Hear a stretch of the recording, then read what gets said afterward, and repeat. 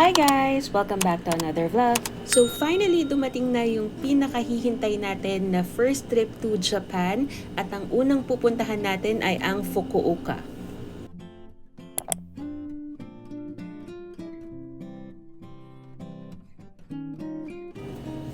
Hi guys! Welcome back to another travel series, and this time pupunta naman tayo sa Fukuoka, Japan. So we started the day with our son's online classes. So buti na lang at nag-shift sila to online classes that day because of the heat index. So kundi we were supposed to get him pa from school and then saka kami pupunta sana ng airport. Our flight that day was at 2 p.m. and right after we passed through the immigration process, we stayed at Starbucks at doon na nga tinuloy ng anak ko yung online classes niya. Saktong-sakto naman na pagkatapos ng online class niya at 1:05 p.m. and nag-board na rin naman kami agad because our boarding time was at 1:10 p.m. Hinatid nga pala kami that day ng tito and tita ni hubby. Nakakagaling din nila ng Fukuoka, Japan a week before we left.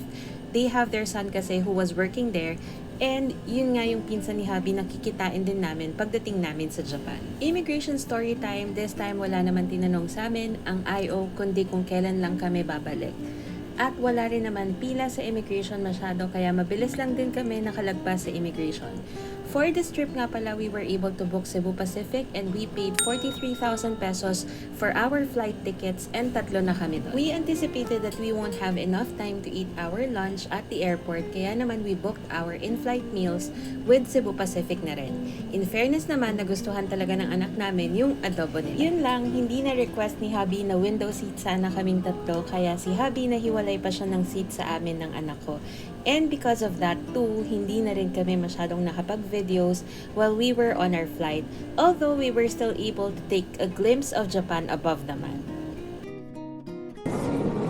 Hello everyone, this morning announcement is for flight 5392 bound for Fukuoka.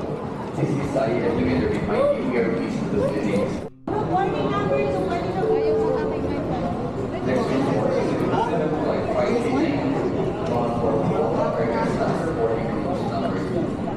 Once again, guest number boarding groups number 2, take up order flight and boarding gate 110. Kindly hold your home boarding pass and passport ready for scanning at the gate. Parang to? Ito yung groupings yun ano? Yes Boarding. po. Yes po. Oh, sorry.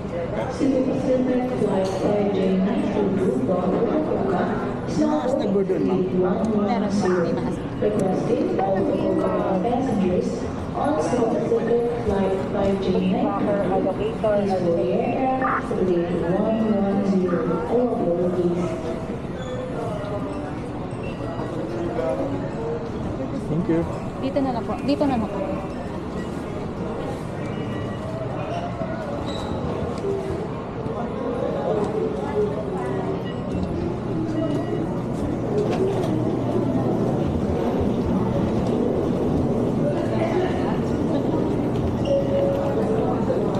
Oh, really?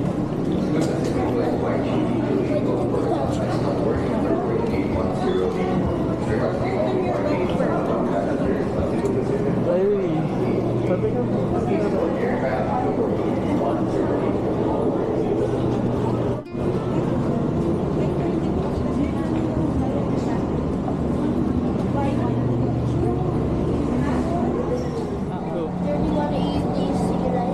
CDE. Wala sa gitna. Yeah, Sa window. Ay, window? hindi. What's window? F yan, saka A. Tunay? Hindi. Hindi mo tinignan? What's window? Nothing. Other people.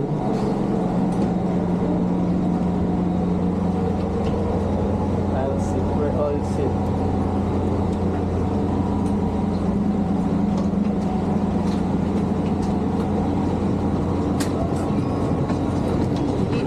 Dalawa lang. Tatlo kami. ABC. CDE.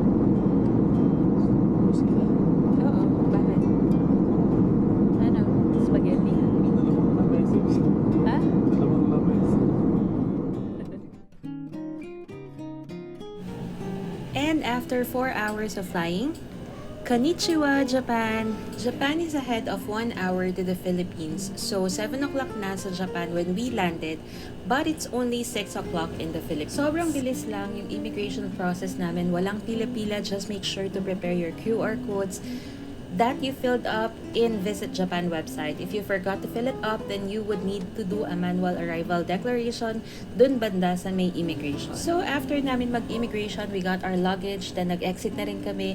Yung pinsan ni hubby was waiting for us at the exit and there were no other transactions naman that we need to do at the airport na.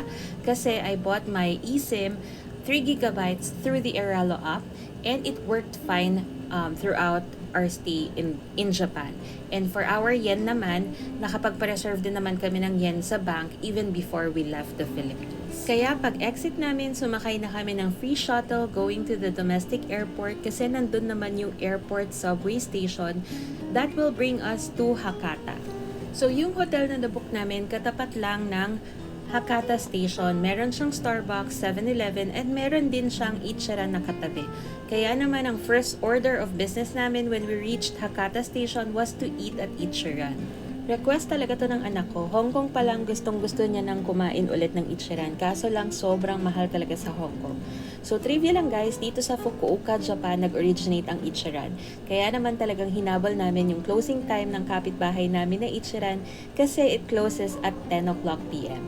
At inuna namin siya even before kami nag-check-in sa hotel namin. And to my surprise guys, meron silang mga lagayan ng luggages sa Ichiran. And if you're wondering naman how much one bowl of ramen costs at Ichiran, well, it cost 980 yen, which is only around 360 pesos. O diba, mas mura pa siya sa Ramenagi. So if you can see guys, yung divider namin, inopen namin siya. So if you're eating together with family and friends, pwede nyo naman itupi or i-open yung divider. You can actually even request for a kid's utensils and sobrang cute kasi bibigyan sila ng mas maliit na chopsticks. Actually, itong first Ichiran meal namin, nilibre pa kami ng pinsan ni hubby.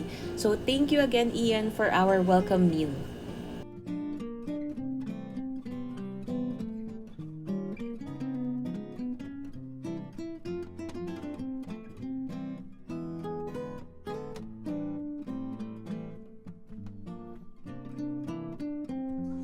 Thumbs up. Sige, eat. Eat na. After we ate our dinner, of course, nag-check-in na kami.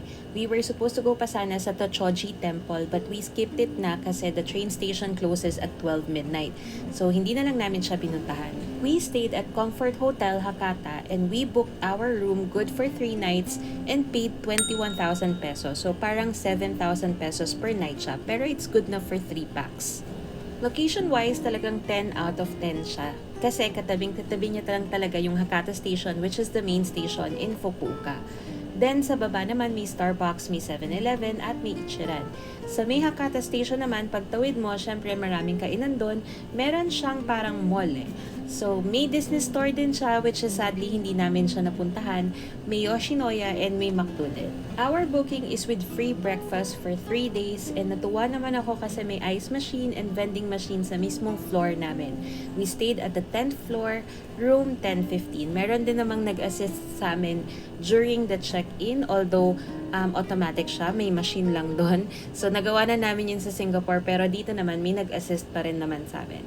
May mga libreng pajamas at the lobby and we even requested for additional pillows at no charge. So all in all, we really enjoyed our stay here and if ever that we will be going back to Fukuoka in the future, dito pa rin ulit kami mag-stay. During our checkout on our last day, we checked out early kasi we have to go to Tosu outlet pa and we were able to leave our luggages at the lobby and you actually don't need to worry kasi may mga tali at locks yung mga luggages nyo. They even have small lockers on top for your backpacks and handbags. For the room, sorry guys, nakalimutan namin mag-room tour but we have 2 double beds na pinagtabi namin kaya naman kasyang-kasya kaming 3.